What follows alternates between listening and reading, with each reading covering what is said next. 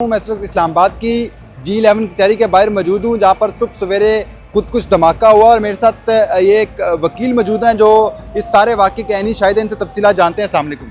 वालेकुम सलाम। सर मुझे बताइएगा, जब ये धमाका हुआ आप कहाँ पे थे और कैसे हुआ ये सारा कुछ? जब ये धमाका हुआ था उसी टाइम में और मैं अपने दोस्तों के साथ कैफेटेरिया में बैठा हुआ था। ये मेरे दोस्त भी मेरे साथ, हम लोग वहाँ पे कैफेटेरिया में बैठे हुए थे। तकरीबन ये 12:25 से 12:30 के दरमियान का टाइम था। तो एकदम से अचानक से एक खौफनाक धमाका हुआ है और बहुत ज़ोरदार इसकी आवाज़ आई है और हम लोग सारे मतलब डर से गए थे और अचानक से इस तरह का कोई धमाका हुआ था। तो ये सूरत हाल थी उस टाइम। आप कचहरी के अंदर थे जब ये धमाका हुआ? जी जी, हम लोग कचहरी के अंदर, ये सामने कैफेटेरिया है, कैफेटेरिया के अंदर हम लोग बैठे हुए थे। तो आपको कैसे पता चला कि बाहर धमाका हुआ, फिर बाहर आए तो क्या मंजर था? वहाँ पे हम लोग कैफेटेरिया के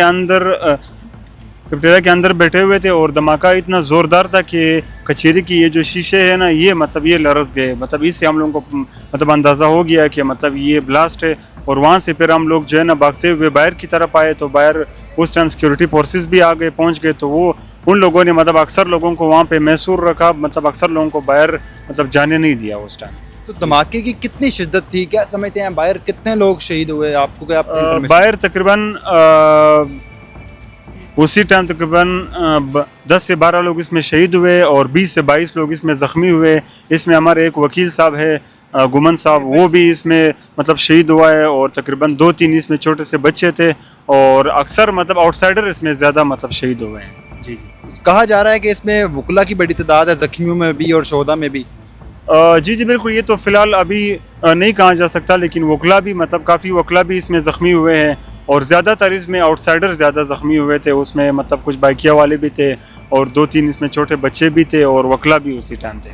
तो आप जब ये धमाका हुआ आप कहाँ किस की तरफ भागे? और फिर कहा जा रहा है कि धमाका होने के बाद दूसरा धमाका हुआ, गाड़ी में सिलेंडर फट गया। जी जी, दूसरा धमाका भी हुआ है। पहले धमाका बाइक पे हुआ था और दूसरा जो है ना वो फिर गाड़ी में हुआ था। तो इसलिए जो है ना फिर हम लोग बाहर की तरफ आ रहे थे, लेकिन हमें कुछ टाइम तक वहाँ पे रोका गया। फिर उसके बाद हम लोग जो है ना बाहर आए थे। आप बताएं, आप भी यहीं पे थे? जी जी, मैं इसके साथ। तो क्या देखा आपने? भाई जी, इसने वो वाक़या सुना, हम कैफेटेरिया पे बैठी हुई थी, चाय पी रही थी, तो अचानक सा एक वो ज़ोरदार धमाका हो गया। तो फिर हम बाहर की तरफ निकले तो डर भी लग रही थी ना कि क्या हो गया। तो फिर ये जो इसने बताया बस वो बात है।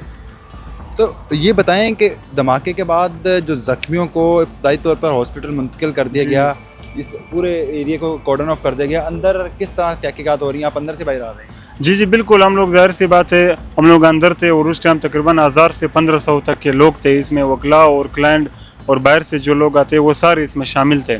और फिर ज़ाहिर सी बात है उस टाइम सिक्योरिटी इदारे वहाँ पे टाइम पे पहुँच गए और ये एम्बुलेंस और ये 1112 वाले ये पहुँच गए और जितने भी लोग ज़ख्मी थे और जितने भी लोग शहीद थे उनको उठाना शुरू कर दिया उन लोगों ने।